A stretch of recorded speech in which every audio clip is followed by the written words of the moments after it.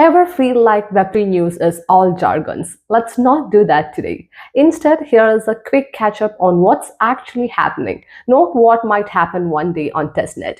From passive earnings while charging your phone to predictive yield on stablecoins to Bitcoin staking without the DeFi chaos, we have got it all. And hey, if you like what we are building here, you will find our donation wallet and links to the projects mentioned below the video. Every bit of support helps keep this engine running. Alright, let's get into it. Oisy's Akhil Qureshi made a quiet but clear pitch at last month's World Computer Day gathering in Zurich. Speaking casually among developers and project leads, he encouraged people to take a closer look at the earn feature, which he says is building toward predictive yield on stablecoins. I came here because I wanted to meet some of the best and brightest people within the ecosystem. I think we're right on the cusp of doing really big things. You should be looking for multi-chain swaps. You should be looking at Oisy Earn, where we're going to be able to give you predictive yield on your stablecoins. And you should be looking for NFTs, which should be coming out before anything else, I believe. While not framed as a product announcement, the mention of predictive yield is drawing attention. In the context of decentralized finance, predictive yield refers to a model where users can see projected returns based on underlying strategies or protocol activity. It shifts away from the fluctuating returns common in DeFi, aiming instead for more transparency and stability. Oisy's Earn feature, already live, currently allows users to allocate stable coins to interest-generating contracts. If predictive yield becomes part of the offer, it would align Oisy with platforms experimenting with more accessible and less volatile DeFi tools. The appeal here is obvious: make stablecoin holdings work harder while giving users a clearer view of what to expect. NFTs also came up in conversation, though Qureshi didn't go into much detail. He simply said NFTs are imminent on Oisy, leaving the door open to speculation. Whether this refers to collectibles, access passes, or tokenized assets isn't yet clear, but the mention suggests the platform is expanding beyond finance alone. Oisy has recently rolled out several updates aimed at simplifying user interaction with decentralized apps. The wallet now includes token management tools, multi-language support, and easy access to interest-bearing contracts.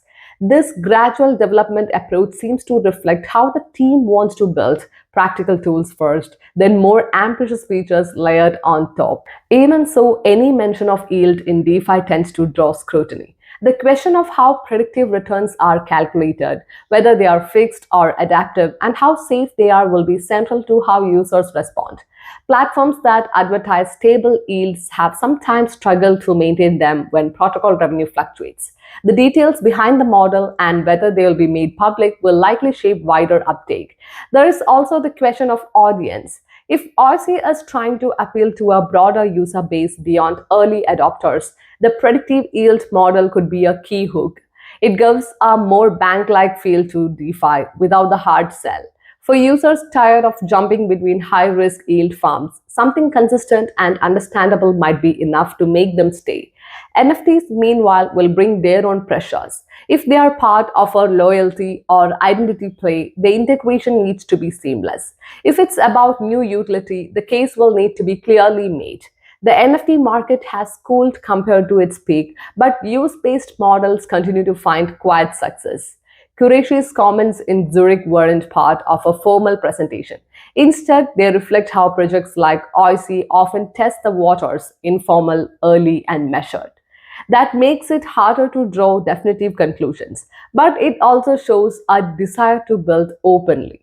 For now, predictive yield and NFTs remain pointers to what may be coming. If they arrive as part of a wider effort to make decentralized finance easier to understand and engage with, they could prove timely. How Oisy handles expectations will be as important as what it ships. Next up, Piggycell now lets users earn crypto rewards just by charging their phones. That's it. Plug it in, leave it, and you passively earn while your battery fills up.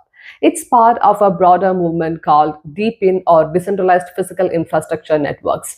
Basically, it's Web3 with physical hardware in the loop. And Piggycell's bet is that people won't mind earning rewards for doing something they were already doing anyway.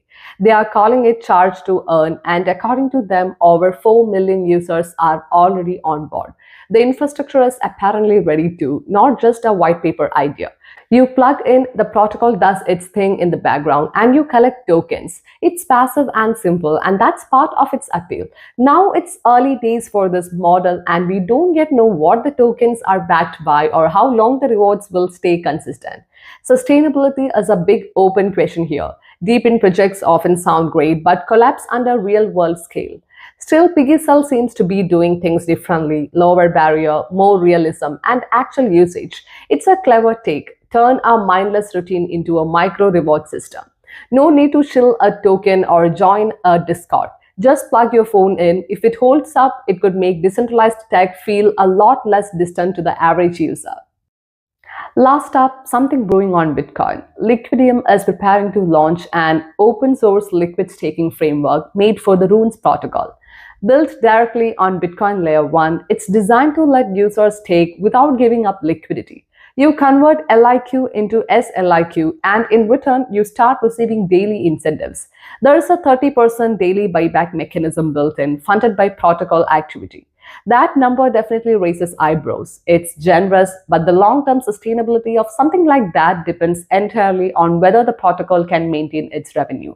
Still, the mechanics are transparent, and Liquidium's putting it out there for others to build on.